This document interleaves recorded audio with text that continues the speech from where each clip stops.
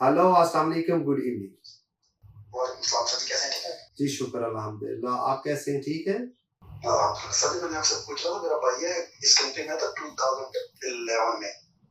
जी। तो उसके बाद उसकी मैंने शादी कर दी थी 2013 में। तो उसकी वाइफ ब्रिटिश नेशनल है, लेकिन उनके पास ना बेबी नहीं है। जी। तो भाई इस वक्त उस टाइम का ना लगा हुआ है ट्राई करने, लेकिन अभी उसकी वाइफ को पीआईपी मिल गया था। ठीक है। रिसेंटली उसने अप्लाई किया और डॉक्टर का लेटर भी और डीडब्ल्यूपी की तरफ से भी 8 पॉइंट है उनकी। जी। तो ये थिंक कि उसका पास फेयर असाइलम सीकर उसकी पहले उसने असाइलम भी किया था। ठीक है। तो डू यू थिंक कि उसका वीजा का कोई चांस है? क्योंकि वो ना उसकी वाइफ पीआईपी लेती हैं और डॉक्टर का भी लेटर है जिसपे लिखा हुआ कि he play a vital role in her daily life. अच्छा, ठीक है। चलिए, मैं आपके सवाल का जवाब देता हूँ, मेरे साथ लाइन पे रहिएगा, ठीक है?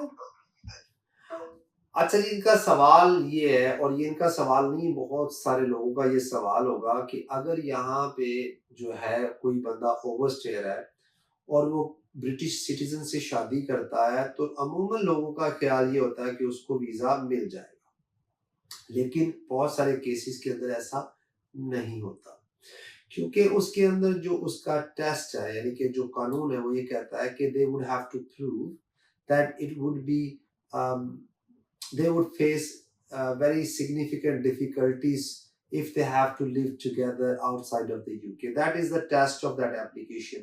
That if some अब उससे पहले हम देख लेते स्पाउस वीजे की रिक्वायरमेंट क्या है, कि अगर कोई किसी ने स्पाउस वीजे पे जाना है तो उसकी रिक्वायरमेंट क्या है। फिर उसके बाद हम बात करते हैं कि क्यों ऐसा होता है कि ब्रिटिश पासपोर्ट वाले से भी या वाली से भी शादी करके आपको कागज नहीं मिलते, इसके ऊपर भी बात करते हैं। स्पाउस वीजा जो है उसकी रिक्वायरमेंट क्या है।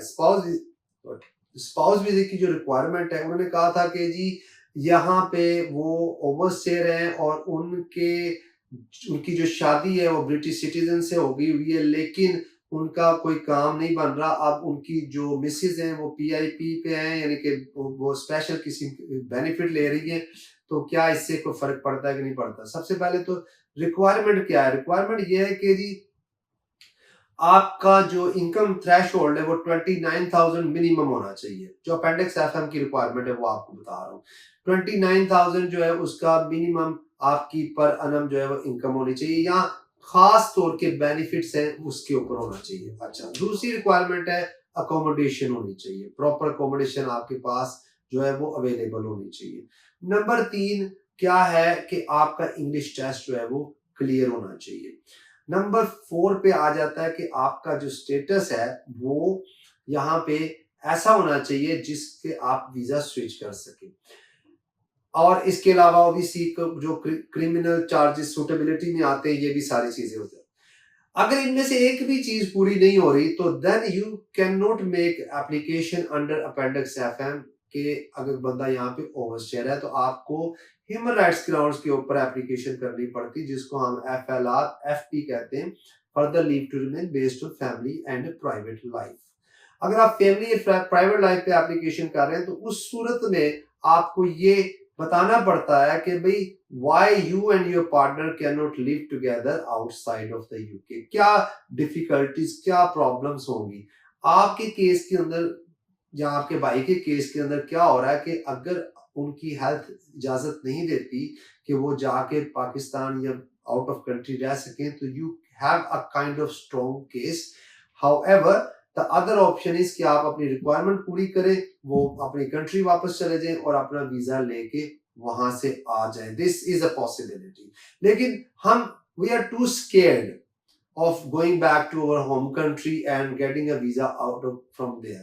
हमें बहुत डर लगता है कि यार अच्छा वापस ना आ सके, तो which is understandable from my side, मैं तो उसको अंडरस्टैंड करता हूँ। लेकिन अगर आप जो है वो, मैं अक्सर एक चीज कहा करता हूँ कि किस्मत हमेशा दलेर आदमी का साथ जरूर देती है। जो दलेर आदमी है अल्लाह ताला भी उनका और किस्मत भी उनका बहुत साथ देती है।